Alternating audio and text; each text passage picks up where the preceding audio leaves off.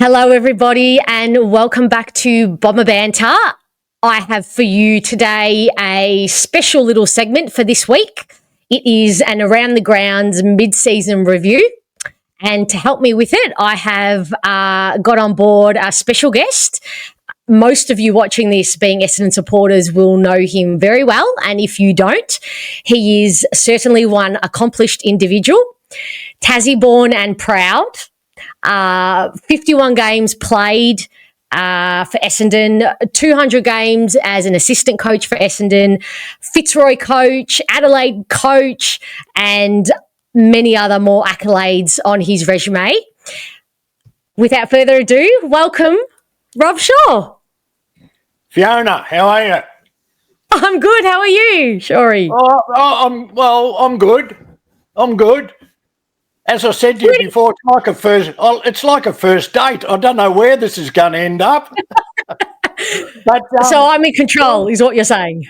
Well done. Yeah, that's a good point. Well done. And well done on doing this. Not with me, but the whole thing. It's been fantastic. So well done on having a go.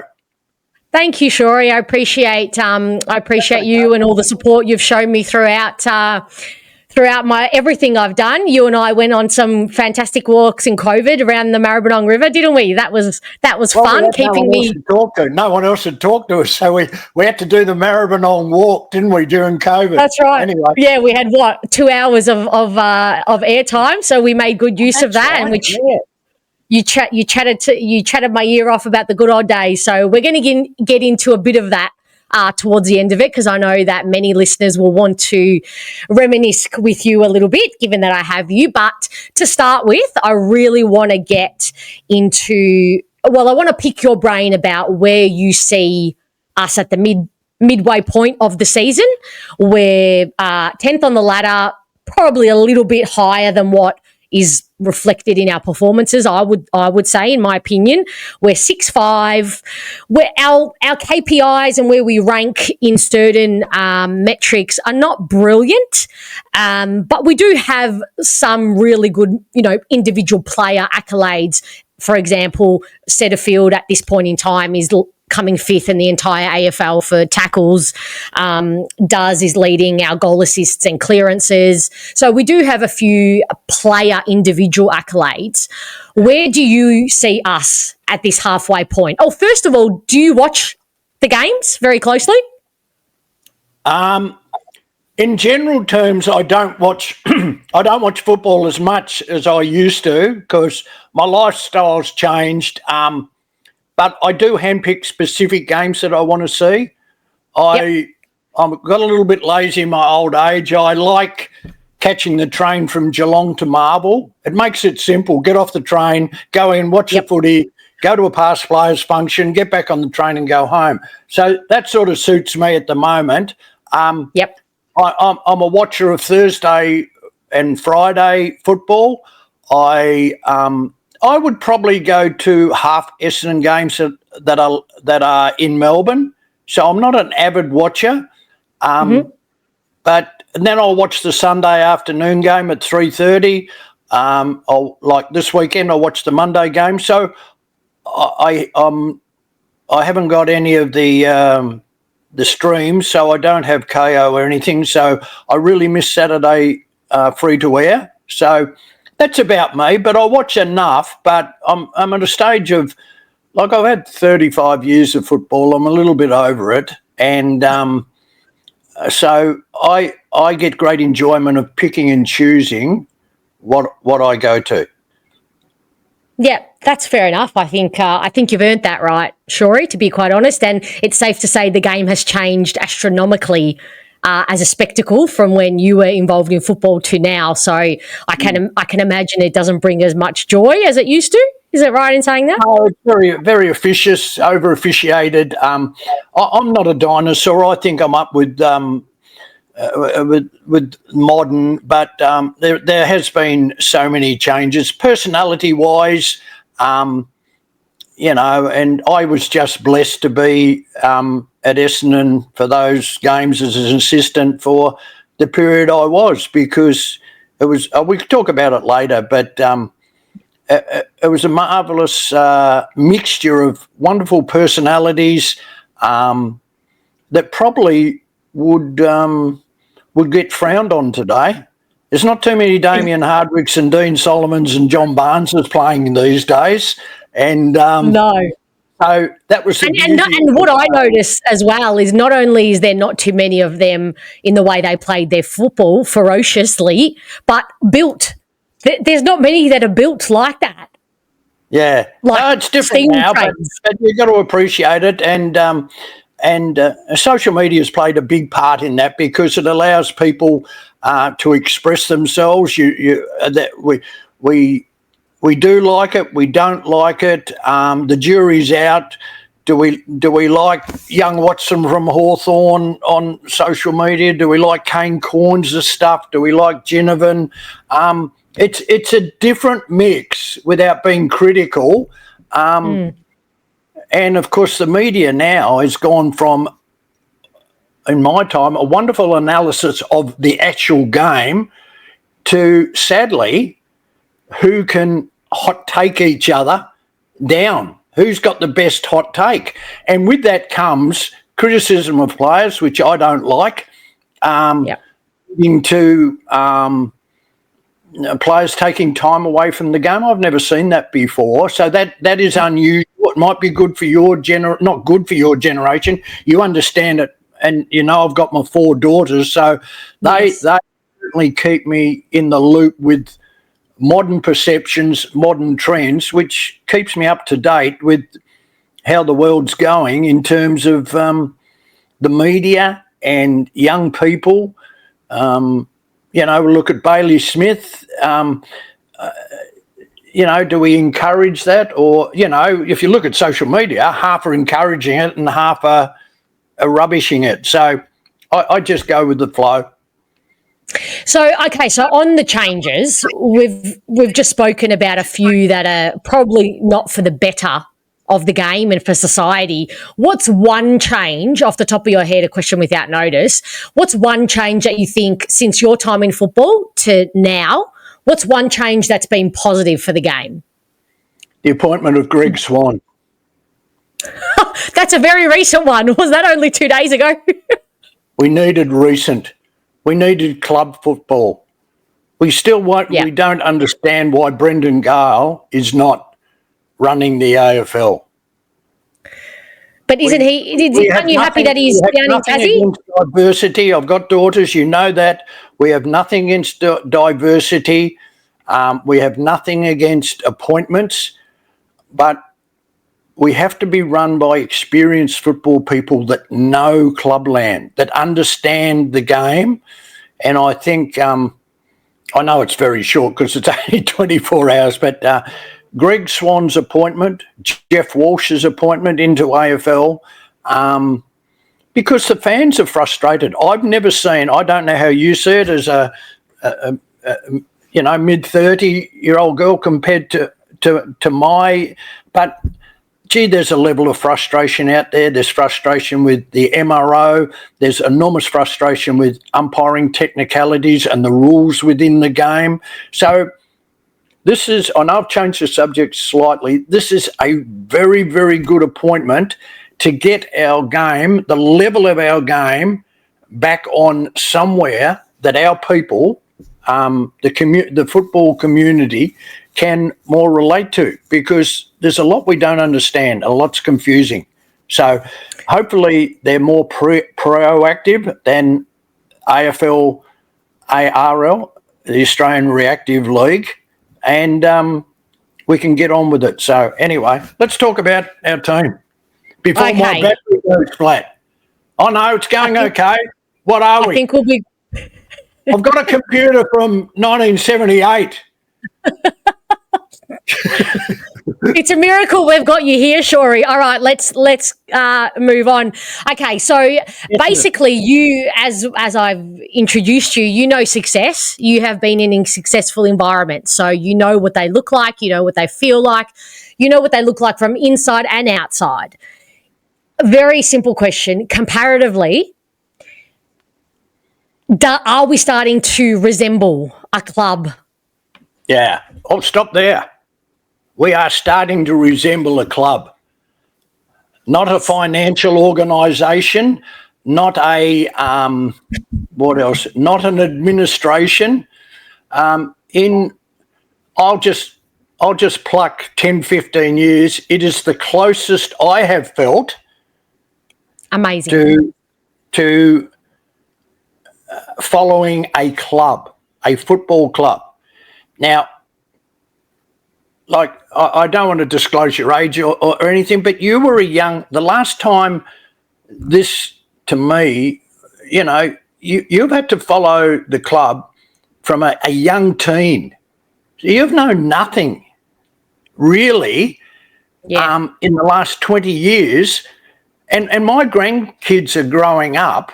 My oldest is 14, and I'm trying to teach him the Essendon you follow isn't the true essence of Essendon. And thank God these people came across. Thank goodness, Dave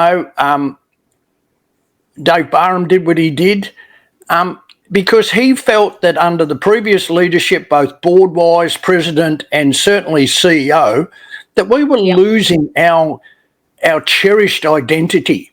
You can't win every year, but you can't always.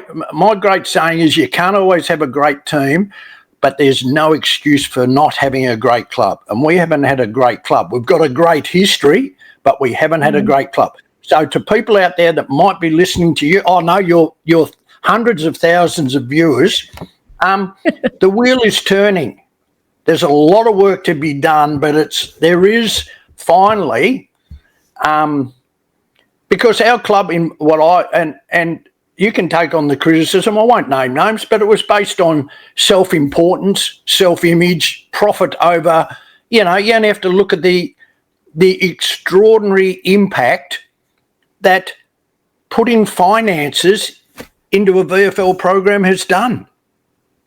Because in the past, it's extraordinary. In the past, it's not extraordinary, it's normal. Why did Geelong produce these players? Why do Hawthorn, all of a sudden, these players, they emerge from a mist because they put money and resources into a VFL program, which other CEOs chose profits over substance. And we really lost our way. And I think Vozzo is a football person. Obviously, Brad Scott's a football person. McPherson's low-key in his football role, a football person.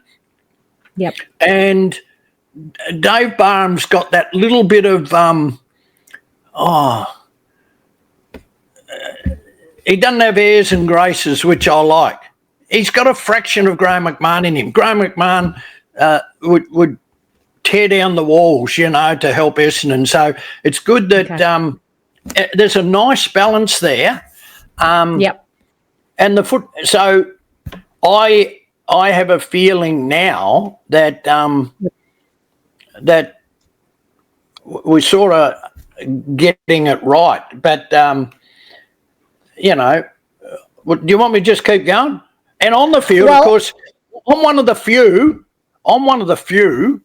I think I'm the only one that tipped, and this shows my upbringing from how I was taught to be Essendon. I can't believe the acceptance on social media. Oh, we're a bottom four side. Oh, we're not good. We're third youngest team. We have the greatest capacity to roll out every conceivable excuse about why we're no good.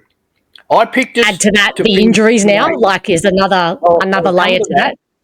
I picked us to finish in the 8. And I even at the start of the year. Social media, as you know. Anyone that didn't pick us to finish bottom 4 doesn't know anything about football. Well, I don't know anything about football because in 2023 we had 11 wins. In 2024 we had 11 and a half, and we've already, as you said, at the halfway mark got 6 wins. We are not, I stress people, we are not in a rebuilding phase. That is a cop-out and it's bullshit.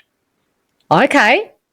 You can't be in a rebuilding. I'll tell you who I'll tell you who's in a rebuilding phase. And if you think we're level with these clubs, I'll close the computer and go home. Okay. Richmond are in a rebuilding phase. West Coast are in West Coast are in a rebuilding phase, and North Melbourne are in a rebuilding phase. So what sets them apart from us? You're saying we're level with them, are we? We're level with them. So what are the things, Shawry, then that set us apart from not being in a rebuilding phase? Is it our echelon of more experienced players? Yes, very good point. Okay.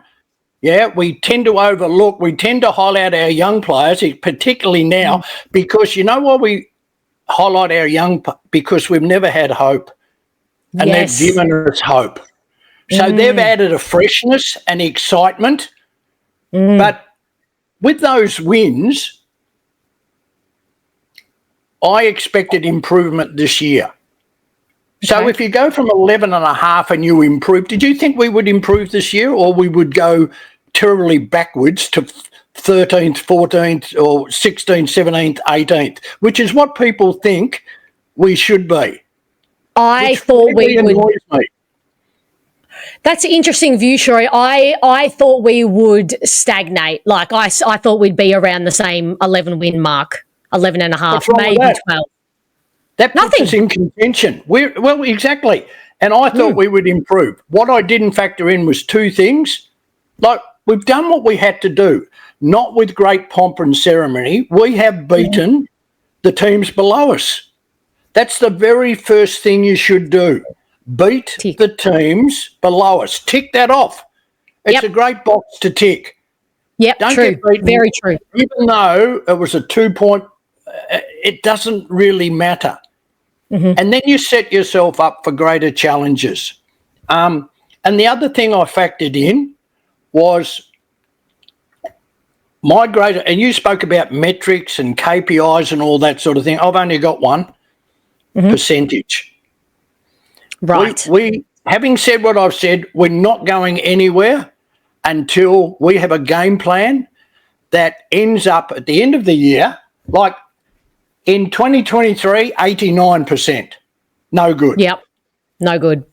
2024, 93. No good. Slight improvement. We are now 84.6%. No good.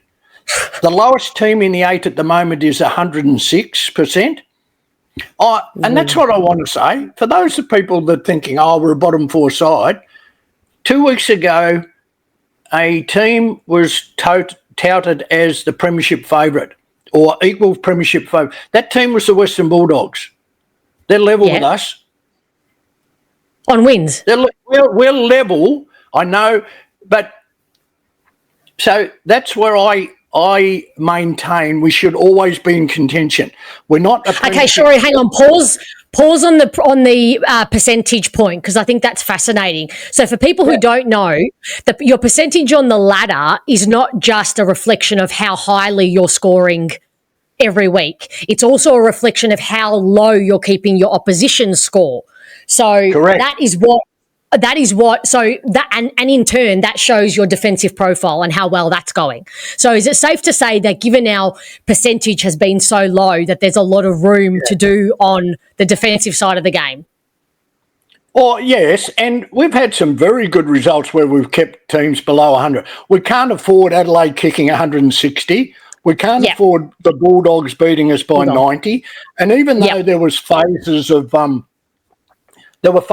Collingwood game that I really liked, but it was still a 7-goal loss.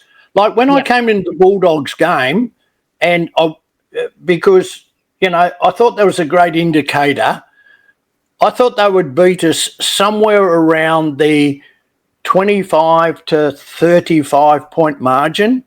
So I was way out. I was incredibly disappointed with the performance, and it dropped us. So the lowest team in the 8 at the moment has a percentage of 106. The Western Bulldogs are 40% ahead of us and level with us on the ladder. So that's crazy. while I'm saying we're not a premiership threat, we're not a top 4 threat, we're not a top. We should be looking at this season. we're in the mix. We're in the hunt. And why are you playing? Why are you playing? And if for people, I've got a question for you. Oh, we're 3 years away. We're 4 years away. Oh, wait till Caddy's 25. Okay, there's a bloke sitting next to you at a locker, right? Yep. You're number 8, and you're sitting next to a bloke with number 7. If that's your theory, what are you going to say to Zach Merritt? Oh, we're rebuilding. Can you wait for 4 more years? Can you hang on? He's 30 this year. Yeah. He's a young 30 though. Isn't he? Very young 30. I think he's going to be 30, but he's a young 30 in his body and mind. So, look, I think it's important. He'll want to be if we're waiting for 4 or 5 years. You have an obligation. It's not an individual game. I think it's important. I do know, Shawry, that a lot of the fan base are of that opinion, and I personally probably have been at fault of thinking, yeah, we look like a bottom 6 team. But what's impressive to me is that I don't think the players believe that, because they wouldn't have come out and played against Brisbane if they thought that they were a bottom 4 side. They played against Brisbane like they believed they could win that game, and I didn't believe they could. Most people didn't believe they could, but they played like they believed they were still in contention for the 8, like they still could beat the reigning premiers. And I think that's the most important. Even if all of us are thinking, doubting them, they don't look like they are. And that's got a lot to do with Brad Scott. And well, yes and no about Brad Scott, because I'm still on the fence, but I'm a great believer in the system they've developed, and that includes Brad Scott. So to isolate him as a coach, this will be his third year. More about keeping their attitude and their belief that even though... And their standards. Yeah, I agree. I think I look at the technical side, and I get frustrated with the development of Sartis, because I'd love to know what he is. So give him a game. So I look at those technical aspects, and why do we play Merritt deep in defence in that first quarter, taking kickouts when we were 6 goals down? Tagging philosophy, you made a very good point about Settlefield. That's been a significant concession to, we just play our own game. Like, I've been critical that Essendon, whether it be Worsfold or Rutten, aren't really a tagging side. But we've never been good enough not to tag. So even under Sheedy, you're talking about my time at Sheedy, the first thing we do with a great side, what do we want to take away from the opposition? Where do we want to limit them? Okay, so this week, we don't want Adam Sard running free off half-back. So, Archie Perkins, you've got a specific job to nullify the run, right? Settlefield to Cripps. Yep. And then I'll bring Parrish in. I'll bring Parrish in to saturate the midfield. And then that just leaves one of the boys under height. Someone has to, I'm not that worried about Mackay, touchwood. Oh, you're not worried about Laverde on Curnow and Mackay? Someone's got to I thought Laverde and Redmond as a group last week and McGrath with Cameron, they were wonderful. So but this is a different... We've got Twin Towers down this weekend, Shawry, that are worrying me greatly. Well, that's why the ball's got to be up the other end. So bring in Parrish, and you can get rid of at the moment, Brad's default will be to drop Sartis, and everyone knows that, don't they? If Parrish comes in, then yes. If Parrish comes in, then yes. The kid should stay in. Nah. You want to make a statement? So who are you dropping? Drop Gresham. Gresham was important. I mean, his first half... You want to make a statement? Drop. Sorry? His first half was terrible, but he was very important in the second. his second half was very important. Yeah. Well, didn't he have to be? I think this is symptomatic. I wouldn't play him. You want an opinion? I wouldn't play him. What I thought I don't maybe think it Hobbs. means enough to him. Okay. I think the likes of Well, anyway, let's wait and see. So Shawry. So there you go. There's a few points for you. Of hang on, we have an obligation to you as a member to do what we did against Brisbane, and that is fight and contend and to beat Carlton. We'll get beaten by Geelong at Geelong. But like Brisbane has set a significant moment in time, because anything less than that effort by this young team, we cannot go back to 90-point losses. We can't go back to 50 or 60. We've got to keep teams under 100 points. And if you're going to get beaten, we now have a template to move into the future. I'll be honest, Shawry, that Brisbane game was the first time I feel like I've ever seen a comprehensive semblance of a system and synergy between, the Lincoln run carry players, the spread players, the lateral movement. I was so impressed from second quarter onwards. I've never seen such cohesion in ball movement from this group. Okay. And the other thing I forgot to say, and I'll say it very quickly, despite my theory about where we are and all that sort of thing, you can't factor in injury. It's been extraordinary. We've had ruptured Achilles, we've had knees. There is a concern with the same players, a big concern with soft tissue.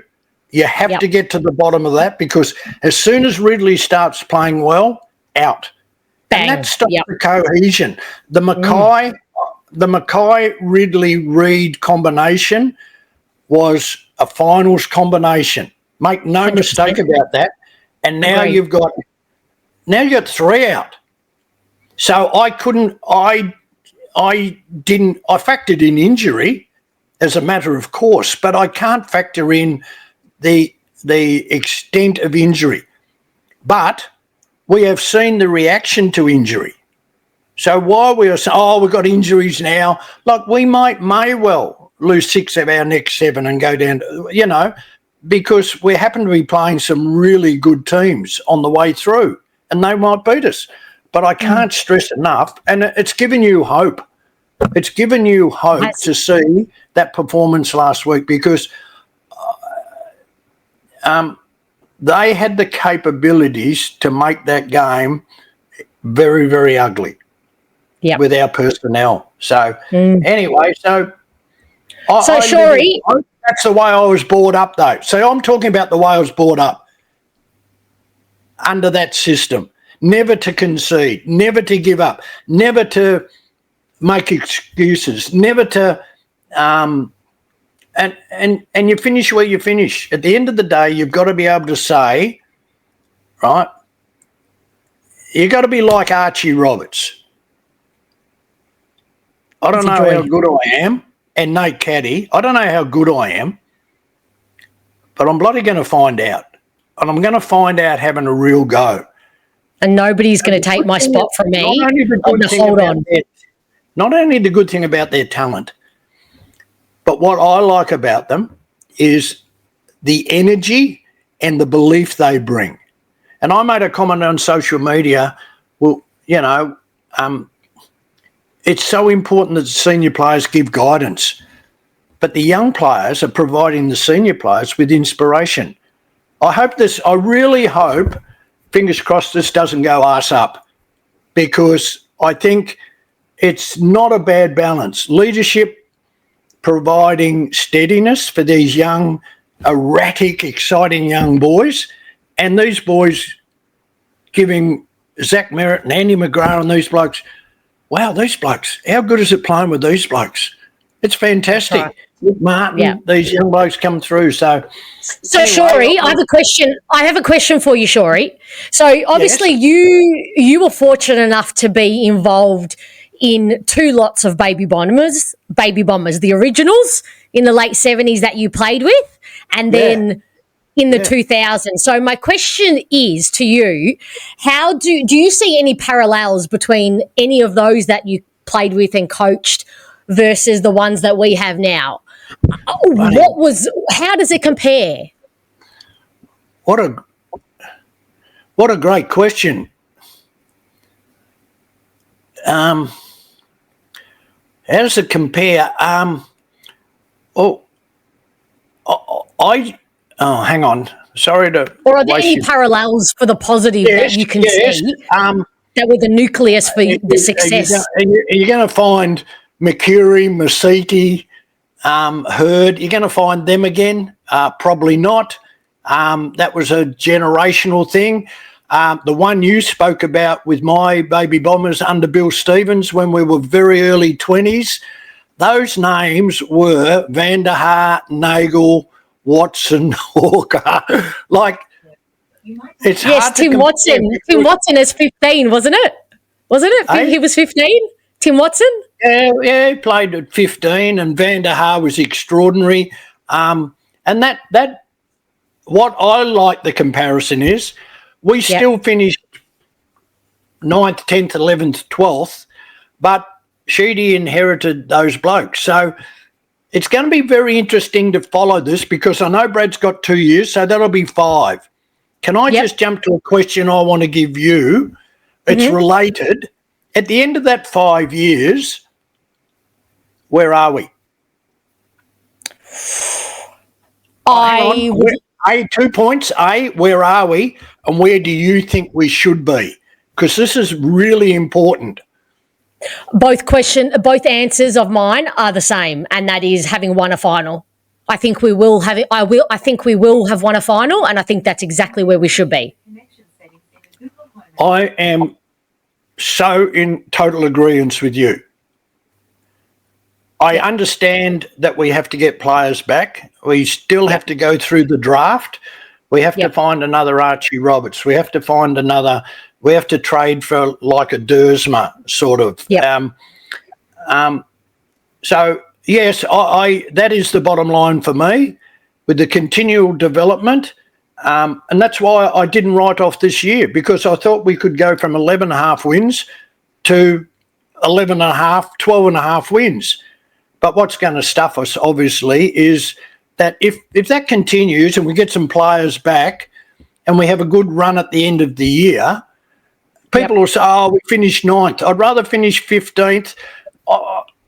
I would love, can you imagine, and people say that, I don't understand that philosophy. Can you, okay, we get to a final, we get belted. Can you imagine Nate Caddy on the MCG? Beautiful. That's what you've got to aspire to. Get Nate Caddy the MCG. Then we'll have a look. Don't send Nate Caddy to Noosa at the end of August, because that's not doing us any good. But if we get in there, we'll play Adelaide at Adelaide and we'll get belted. Great experience. What an experience for them. 50,000 mad supporters supporting one team, and you are putting out Reid, Roberts, Caddy, Keiko. Who else? Durham, Caldwell. I mean, they're a bit older, but through that phase, they've gone through that phase. I'm thinking of the real young, but Johnson, Clark, they're all getting games at the moment. They are, aren't they? And it's probably mainly through injury. And it's probably too many. It's probably too many. Okay. So we'll balance that with getting an injury bloke back soon, or we get. Oh shit. Oh, sorry. The PC. You can swear. Your PC is in battery saving mode. How long have we been Hey, Shawry, I did say to you to plug it in beforehand, but we'll see how long we've got before it starts flashing at you. So on the. I have got. It doesn't even. Oh no, we're right. 49%. Oh, perfect.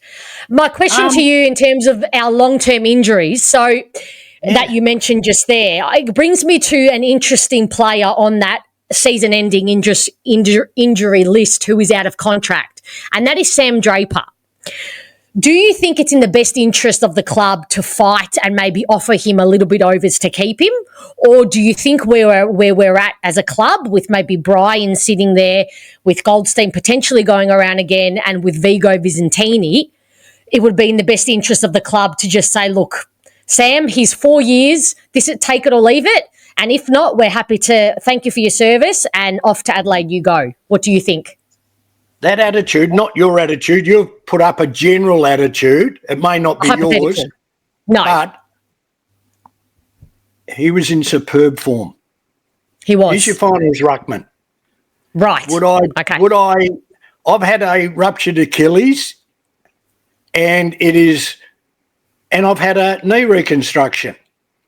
I would have the knee reconstruction every day of the week. It is the worst injury you could have. But mine was whatever years ago when I was in my 20s. So now I'm only in my... Does that concern you about Sam Draper's future then? No, not with modern medicine practices and modern recovery. I see him as a priority lead the first ruck. Right. We have a good young developing ruckman coming through, and I would still keep Nick Bryan, and I would thank Todd Goldstein for extreme for just having a go for Essendon. Yeah. You can't give him a big enough tick because he's just had a go for us. But you need 3 ruckmen. I wouldn't. So what's the? I don't follow it that closely. Is it terms or money or length of terms or? What is it? I get the feeling they're bartering over length of terms. I think he wants 6. We're offering 4.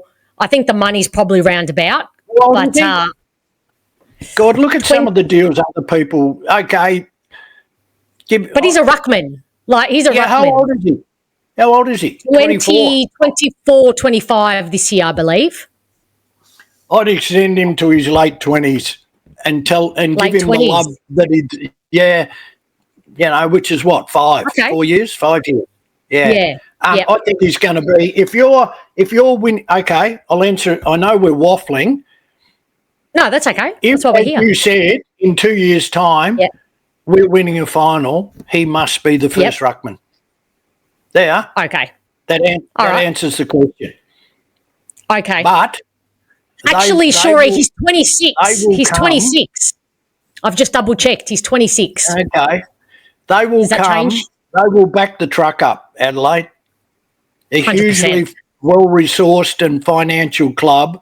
And Riley, they need a ruckman. Riley O'Brien's kind of... Is a bit of a... He's better than Goldstein, but he's in that old... Not old, the traditional ruckman type. Draper has everything. He has exuberance. He has that bit of larrikin in him. He brings people along with him with his enthusiasm. He's erratic. He's exciting. He has 3 bounces going through the centre of the ground and kicks a goal and then does a lap. So he does all that sort of thing, and he's athletic and a strong follow-up ruckman. Jumping ahead, I think we're a very good chance against Carlton, but I'm terrified of what TDK could do to Goldstein once the ball hits the ground. So that doesn't happen with but anyway, I think I've answered the question, what I feel about him. Yeah. Yeah, absolutely. And besides, hang on. Wait on. What have you got for me, Shawry? Oh, you can't see it. My grandson wrote him a letter, which I have to give. Let it focus a bit closer. Let it closer to the camera. Get better soon. Oh. No? Can you see that? Yep, I can see that. Get better soon. Big Sammy Draper, bless. No, I've got to. So he can't go. I'm not big noting here. People know me. I rang my old school kid, Yep. Andy McGrath, and I said, "What?" This is what I said. I said, "What type of bloke is Sam Draper? Would he meet with me and my grandson, who's got a card for him? I only need 5 minutes. I don't want to bust his balls. I'm not, in and out. Thanks very much." He said he's a terrific fella, which is great, which is another tick for him. Yep. And leave it with me. So that's going to him. And then while I'm there, I'm saying I'll just have a quiet word to him. I was just about to say, Shawry, can you put a little PS on the back of that card? Yeah, please sign. What is right? Big Sammy Draper. Big Sammy. Get better soon. I will really miss you, Tommy. Oh. God. Cute. Anyway, so how are we going? We're going good, Shawry. I've got another question for you. If you had to liken one player from our current list to a player that you played with or coached, who would it be and why? I know I've mentioned him. I've got a little scoop for you for your show. All right. Hit me. Love a scoop. But you're not allowed to tell anyone. Okay, it'll stay between us. I've mentioned him. I love Archie Roberts because he reminds me of an uncompromising kid that didn't give an F about anything, right? And that played for his club and played with heart and got in people's faces and didn't give an F about, social media or anything like that, just gets out and plays. He reminds me of Solomon. He reminds me of Mark Johnson. He reminds me of Hardwick. He's got a fraction of, he's got a fraction of rebel in him. He's got a little bit of larrikin in him. He's got a lot of shit in him. And you nearly lost him. Two? You nearly lost him. I'll to tell who? you this little story. You nearly didn't have Archie Roberts if certain people had their way at the Essendon Football Club. This is scoop, isn't it? So tell me more. Lloydie coaches Archie Roberts at Haileybury. Yes. He was in Lloydie's premiership team at school. And I got permission to say this because I didn't want to embarrass anyone. And Lloydie said, yeah, tell it. It's a great story. Archie Roberts didn't turn up for a interview with the Richmond Football Club in his draft. You know how they all go around? He couldn't be bothered. Yeah. He didn't turn up. What? Right? Oh. I mean, that's bad form. That's very bad form, Archie. And so he developed a little bit of baggage. He's got a little bit of larrikin in him. Lloydie said he's not like the Collingwood Rat Pack, Thomas, but he's like that. He's got character, he's not boring. And so the word that went out that, AB, which is very typical of people that at draft time, he's no good, he didn't turn up, he's a poor character. I remember them saying that about a bloke called Dustin Martin, They certainly did. Dane Swan. Yeah. Dane Swan. He's closer to them than he is to, and I won't say another name because that's unfair. Yeah. You get the impression. We all understand what you're saying. That's why people love him. Yes. And I made sure when I spoke to Lloydie, I said, now listen, his name got mentioned in the Willie Rioli stuff. Because he got in really. I said, can you just tell me he didn't say anything? He said he's not like that. He wouldn't ever go there, but he wouldn't let Willie Rioli off the hook. Isn't that a great thing to say about a kid? Anyway, I love that so much. No, there's more. Tell me more. So- How did we almost lose him? You're leaving me on this is a cliffhanger. So the night before the draft, Matthew Lloyd's phone goes, Yeah. and it's our former list manager, Adrian Dodoro. Okay. And Lloydie was on speaker. I have got permission to. Lloydie was on speaker to the list management committee, which included Brad and Rob Forster Knight and the team. Yep. And they had I believe Rosa was there too. He was learning. He was in learning mode. Learning, yeah. And so they drilled right down on Lloyd. Okay. They went right through him, right back through, where's this kid, all this. It was only the night before the draft because he was coming with unfortunate baggage because he missed an appointment because he's a little bit, he doesn't. Before you go on, can I ask you why did he miss the appointment? He just couldn't be bothered. He didn't want to go to Richmond. That. Okay. I just said, do you mind? I'm going on a podcast with Fiona. Do you mind if I tell that story? It's a great story. Great story. I can assure you, and the jury's out. Well, the jury's not out on Adrian Dodoro. I think people's feelings are pretty, but I will go as far to say without Matthew Lloyd and Adrian Dodoro and Brad Scott's final tick, Archie Roberts wouldn't be at Essendon. Because they would have seen that he had that little blip on his resume and he would have said, not a good boy. You may say that if there were 10 people in the room that had a vote, 5 voted for, 5 voted against.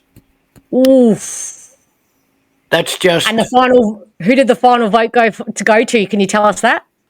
It would have been Adrian and Brad Scott.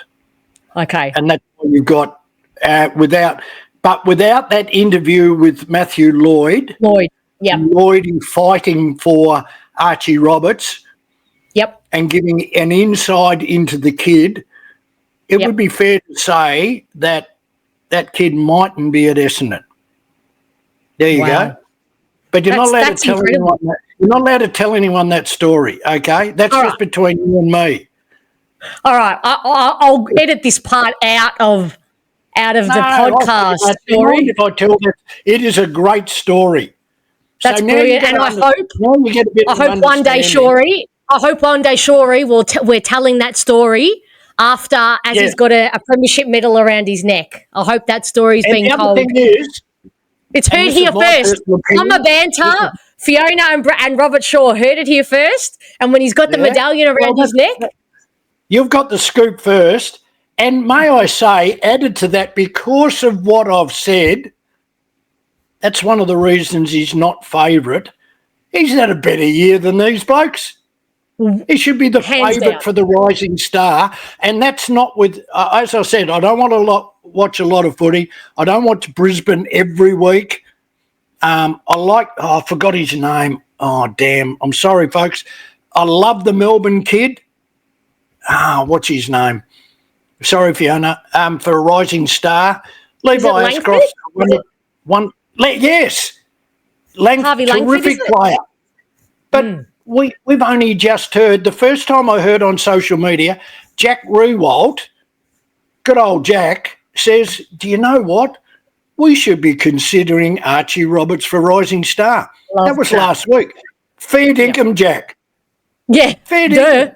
But because he hasn't come through the ideal stereotype sort of I'll stop there. But this is what I love about where we're going in terms of and particularly I said this to Greg Martin, Nick Martin's dad, who I interviewed a few weeks ago. I said this about. Hang on. Excuse me. Will he be watching it? So you had Greg Martin on before me. Are you telling me that you haven't watched the interview, Rob? No, I knew I thought you were all across Bomber Banter. I thought you were all across it.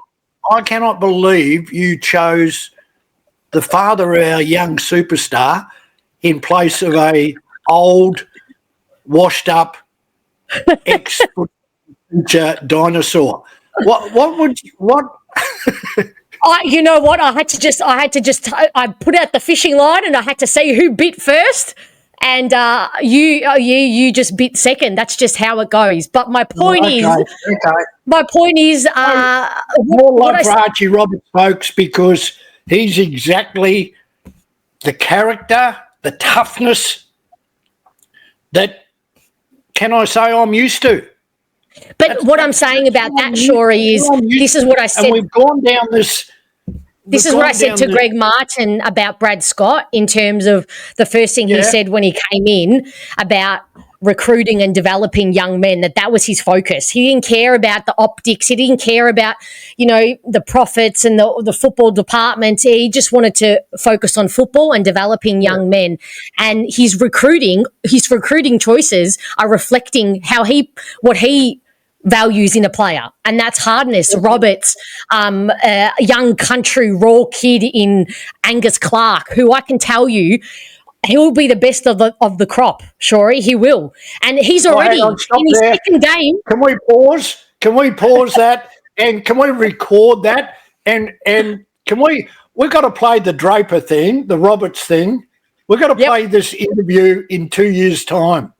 Can't wait. At the end of Can't wait.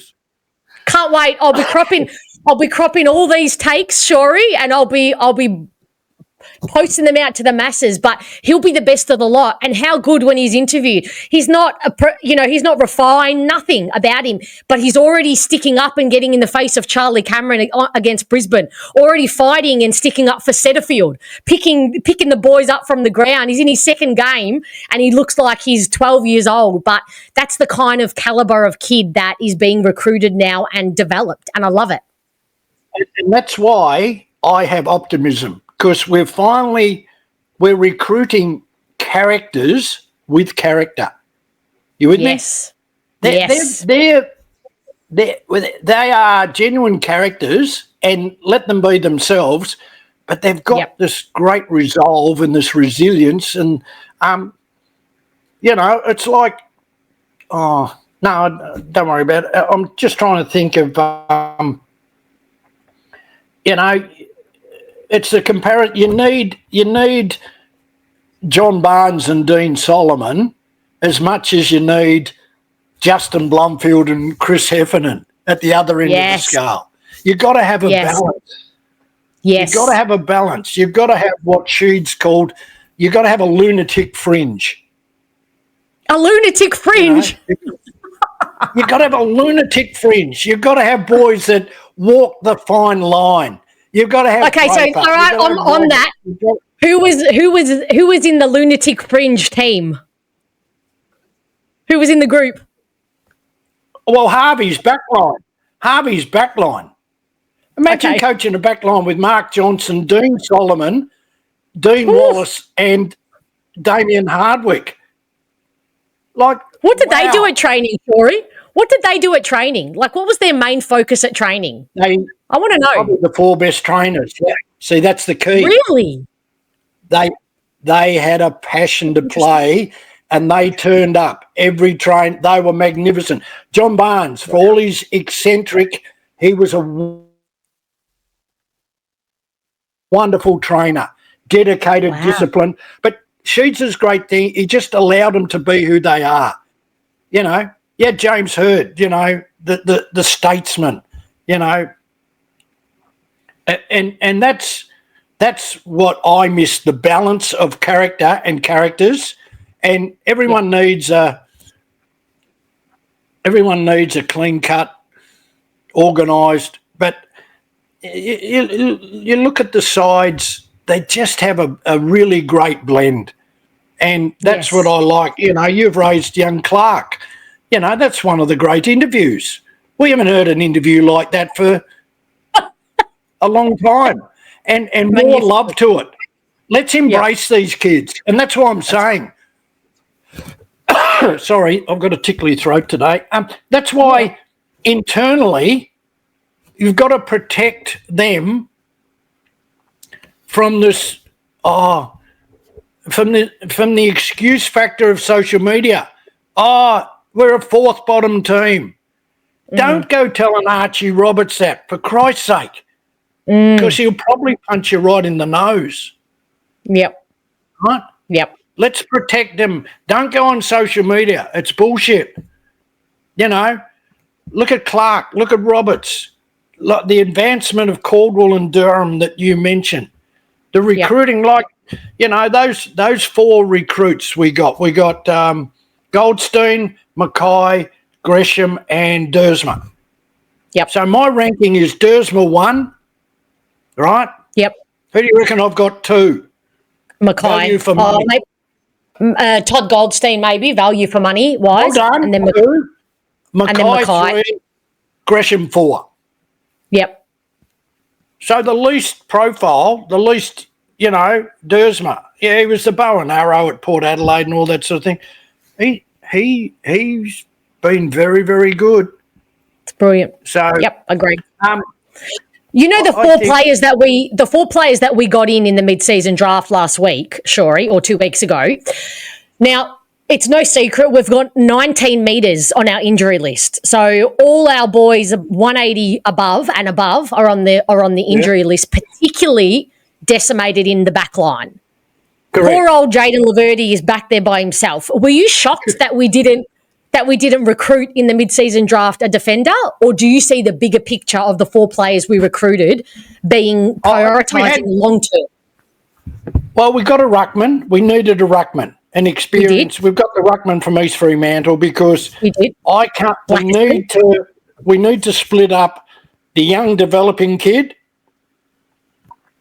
who's maybe getting closer to a debut. I can't see Goldstein going the next 12 games. So we had to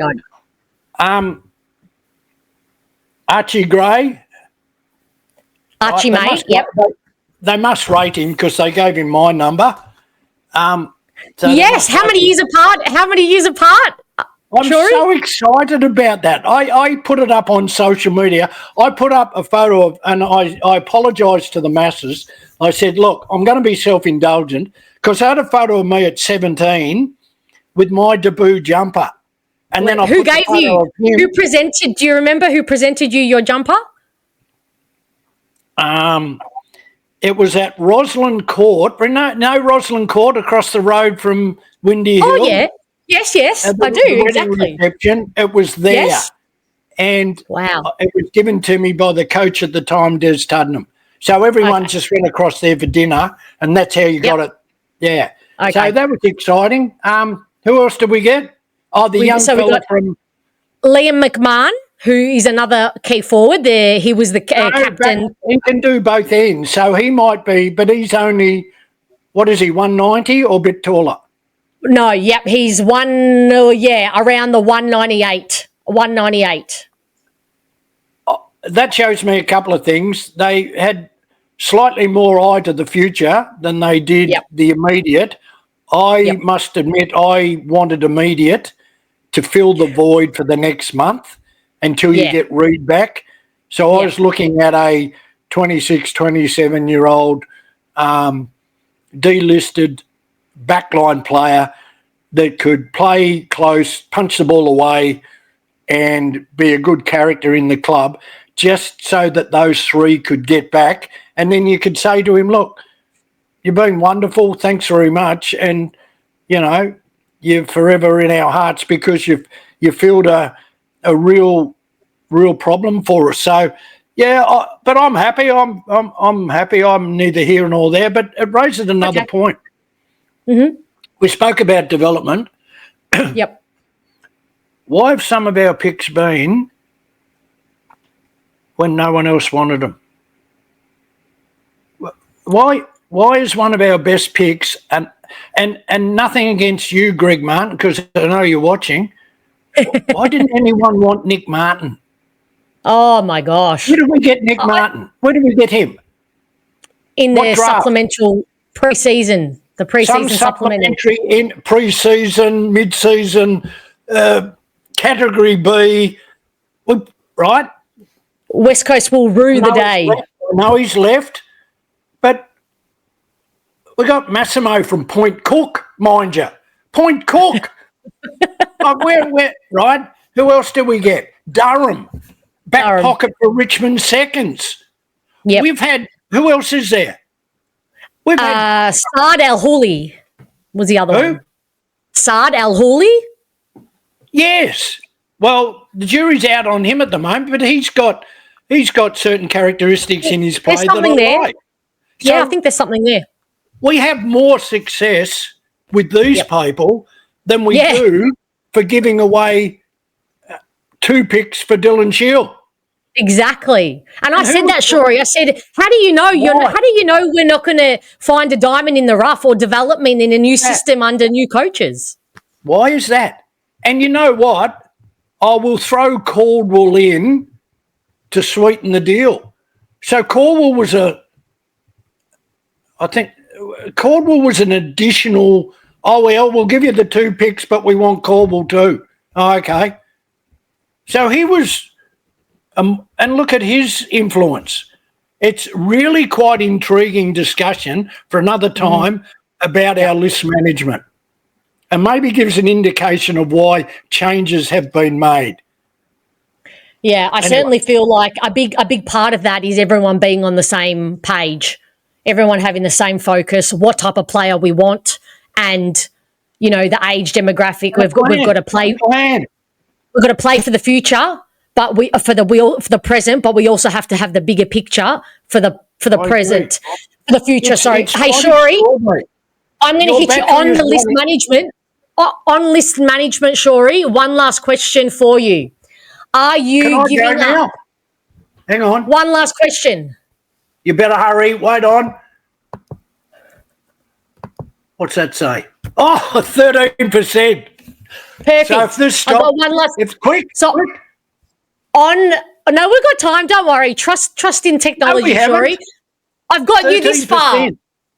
That's all right. That'll get us another 5 minutes. Trust me. So if this was a date, hang on. If this was a date, are we ordering sweets now? Are we going to coffee? Where are we?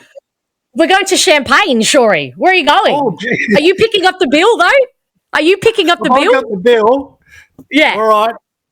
Okay, that's right. Where we're at. So on our list strategy, are you giving up 3 first-round picks for Harley Reid at the end of this year? No, I'm not on without thinking about it too much. Okay. He's a wonderful player, be sensational at Essendon. Generational, Shawry, generational. 3 first-round picks. Geelong gave away 3 first-round picks for Cameron, who's been a revelation to Geelong at a different sort of age. You would get Harley Reid for 10 to 12 years. Oh, I'm close. Oh, he's coming around. You're coming around. I'm not going to name the player, but can we do 2 picks and a good player, a very good player? Yes. Okay. I'd be open to that. If I'm West Coast, I'm open. To that. And a few little bits and bobs. Harley Reid's been destroyed by media over there. Agreed. The stuff on the back of the West Australian newspaper makes cane coins look like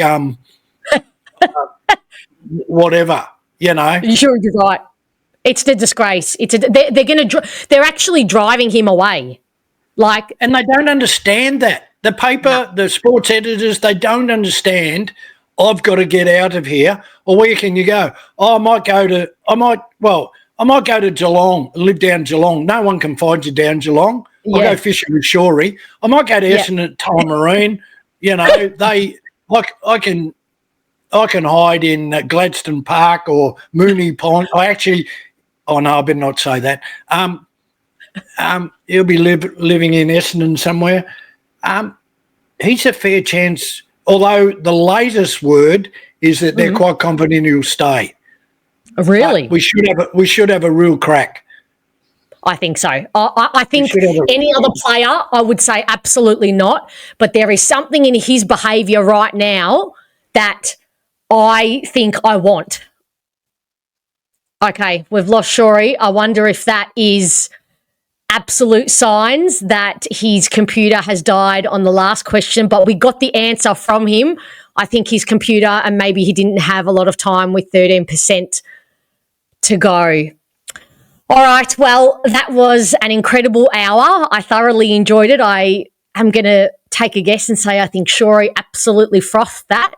How lucky are we to have him contributing not only to this channel but also as a past player who also sees some hope and some positivity for the path that we're currently on and where we're going. And I found it interesting his take on the expectations as supporters, and that so many of us, including myself, have look this, we're live and he's calling me. Shawry, I'm still going live. I'm having a chat to the camera about what we talked about, but clearly 13% didn't get you very far. Is that true? It did. But oh my gosh! But we got the answer from you, and that was fantastic. So.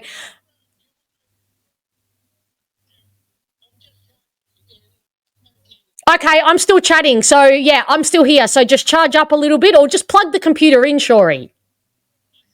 Okay. I don't know why you didn't plug it in from the beginning.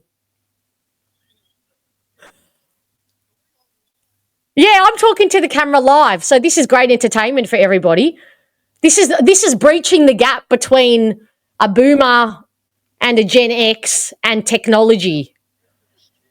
Okay. I feel like Shawry's plugged the computer in and he may be joining us again. I'm not sure why the plug wasn't in the beginning, but I think we're back on track. All right, I see him. All right, I'm going to let you on the stage again, Shawry. 1 sec. What great recording content. Shawry! I told you. I told you to plug the computer in. You have to listen to the technology-laden generations. Hang on, I'm closing my shutters. But this is just. This is all very professional. This is still recording. This is all very professional, but I personally think it adds to the theatre. It's what I'm bringing. It's not refined, just like our young guns. They're not super refined, but they're tenacious and they're vivacious, and that is what I'm mirroring in this channel and with the chat with you. You've been so generous. You've done well, and can you hear me? Yep. Hang on. Oh, here it is. Here, I found it. Were you using that the whole time, Shawry, or was that on the floor the whole time? That was on the floor just then. It must be a good. All right, you've done well. Well, I hope I've added something. It's been fantastic, Shawry. We've had a few scoops. Brilliant. We've had a laugh. You've been brilliant. You've been brilliant. And I've expressed my disappointment that Greg Martin got on before me, but I'll be catching up with him at a game at so he owes me a drink. Oh, okay. I think that's pretty fair. I think I owe him a drink, and then he can just pay it forward. How's that for you? Okay. Thank you so much, Shawry. You have been absolutely incredible. I have thoroughly enjoyed this chat. Yeah. I've got one more question. Yep. How do I turn this off? How about you just do the very simple task of just press that little... There's a red X. There's a red X that says leave studio. You know what? Right. I'm just going to... All right, Shawry. On that note, we'll see you. I'll talk to you during the week, but thank you so much for giving me your time. You've been wonderful. It was a pleasure and good luck with it. See ya. Thank you, Shawry. Bye. Okay. Well, that was certainly a ride. Now I have seen a glimpse into the future of what it's going to look like talking my mother through technology and how to answer my phone calls. But anyway, a conversation for another day.